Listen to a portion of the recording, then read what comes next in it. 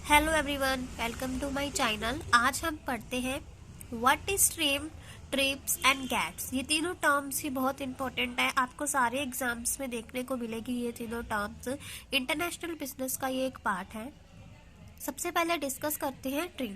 Trim की full form देखिए, trade related investment measures. ठीक है, अब देखते हैं ये होती क्या है। TRIPS are investment-related measures proposed by WTO to ensure free flow of investment all over the world. Trips एक तरह से इन्वेस्टमेंट से रिलेट करती है। जैसे कि हमने देखा WTO के अंदर वर्ल्ड ट्रेड ऑर्गेनाइजेशन ने सारे रिस्ट्रिक्शंस को रिमूव करके टैरिफ एंड नॉन टैरिफ को इन्वेस्टमेंट क्या कर दी थी, फ्री फ्लो कर दी थी। ठीक है, इसके अंदर फॉरेन की जो कंट्रीज है ना, अगर वो डोमेस्टिक में इन्वेस्टमेंट करती है तो वो पूरी तरीके से फ्री फ्लो होगी, कोई भी रिस्ट्रिक्शंस उस पर नहीं लगाई जाएगी। ठीक है, foreign investment is treated at par with domestic investment. Foreign की इन्वेस्टमेंट को भी डोमेस्टिक इन्वेस्टमेंट की तरह ही ट्रीट किया जाएगा अगर वो हमारी कंट्री के अंदर इन्वेस्टमेंट करती है तो।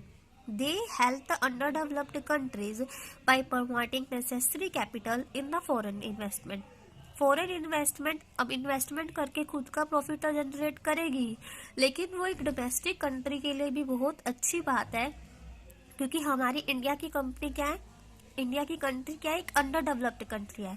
ठीक है, हमारे पास कैपिटल की हमेशा कमी रहती है। अगर फॉरेन वाले यहाँ पे इन्वेस्टमेंट करेंगे तो हमारे यहाँ पे क्या आएगी, कैपिटल, जिससे टेम्परली बीओपी की प्रॉब्लम सॉल्व करने में हमें आसानी होगी।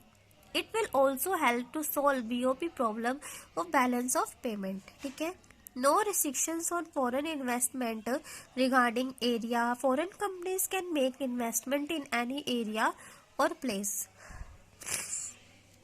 फॉरेन की इन्वेस्टमेंट करने को यहाँ पर कोई भी रिस्ट्रिक्शंस नहीं लगाई जाएगी कि एक हमने एरिया बना दिया कि वो इसी एरिया में इसी प्लेस पे इन्वेस्टमेंट कर सकते हैं। वो हम डोमेस्टिक कंट्री के अंदर कहीं पे भी अपनी इन्वेस्टमेंट कर सकते हैं, ये उनका एक राइट है। WTO ने सब कुछ रिस्ट्रिक्शंस हटाकर क्या कर दी थी, फ्री फ्लो कर दी थी।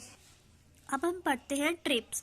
ट्रिप्स देखिए, trade related intellectual property rights है। ये क्या होते हैं कि intellectual property rights can use regard to copyright, trademark, patents etcetera.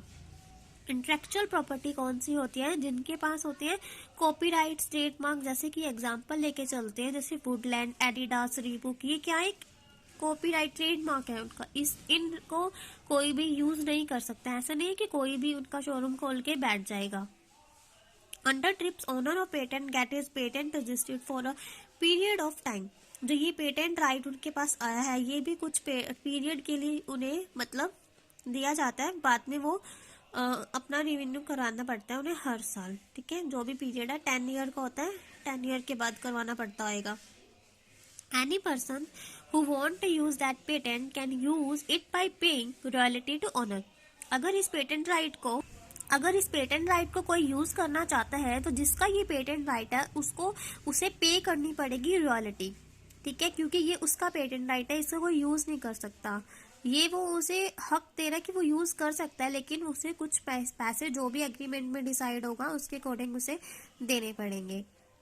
ठीक है, और ये जो कॉपीराइट, ट्रेडमार्क, ये नहीं है कि हम कोई भी प्रोडक्ट पे ले सकते हैं कि ये हमारा ही प्रोडक्ट है, कोई और इसे यूज नहीं कर सकता। ये सिर्फ उन्हें मिलता है जिनका प्रोडक्ट यूनिक होता है, रिसर्च के थ्रू बनाया जाता है, उन्हें ही ये राइट मिलता है कि ये उनका एक अलग से प्रोडक्ट है, इसलिए उनका एक प्रोडक्ट क्या पेटेंट बन जाता है, कोई भी उसे यूज नहीं कर सकता। आगे देखते हैं गैट्स के बारे में। गैट्स क्या होता है, गैट्स का पढ़ते हैं। गैट्स की सबसे पहले देखते हैं full form, the journal agreement on trade in services. ये क्या है, एक जर्नल एग्रीमेंट है जो सर्विसेज में ट्रेड किया जाता है। Is a first multilateral agreement in services. ये एक फर्स्ट मल्टीलेटरल एग्रीमेंट है जो सर्विसेज के अंदर किया जाता है। It provide for free flow of services among the member Nations. ये क्या प्रोवाइड करता है, फ्री सर्विसेज प्रोवाइड करता है मेंबर नेशंस के बीच में। The agreement cover trade in all types of services. कौन कौन सी सर्विसेज इस एग्रीमेंट में कवर की जाती है, like insurance, travel, tourism, hotel, banking, shipping, telecommunication etcetera. और भी बहुत सारी सर्विसेज है जो इसमें कवर की जाती है। आगे देखिए, now foreign services will be treated at par with domestic services. Foreign की जो सर्विसेज है वो डोमेस्टिक सर्विसेज की तरह क्या है, ट्रीट की जाती है। जैसे कि हमने अभी पढ़ा था पीछे कि पहले क्या इन्वेस्टमेंट क्या कर दी थी, फ्री फ्लो कर दी थी, कि फॉरेन की इन्वेस्टमेंट को डोमेस्टिक इन्वेस्टमेंट की तरह ट्रीट किया जाएगा। इससे क्या आएगी, कैपिटल आएगी अंडर डेवलप्ड कंट्रीज में, ठीक है। ऐसे ही अगर सर्विसेज आएगी, क्योंकि फॉरेन के पास एज कंपेयर इंडिया से ज़्यादा अच्छी टेक्नोलॉजी है, एडवांस टेक्नोलॉजी है, तो इंडिया में एडवांस टेक्नोलॉजी आएगी तो इससे फ़ायदा होगा हमें, ठीक है। Now foreign services will be treated at par domestic services, ये हमने देखा, ठीक है। By allowing free entry to foreign services, ठीक है। अगर फ्री एंट्री की है आपने तो ही उनकी सर्विसेज को हम यूज कर सकते हैं ना, तो ही उनकी सर्विसेज डोमेस्टिक की तरह ट्रीट की जाएगी। Advance technologies is available for domestic countries में क्या है, एडवांस टेक्नोलॉजी आ जाएगी। Thank you so much for watching this video. अगर आपको वीडियो अच्छी लगी हो तो प्लीज़ मेरे चैनल को सब्सक्राइब कीजिए, वीडियो को लाइक कीजिए एंड शेयर कीजिए।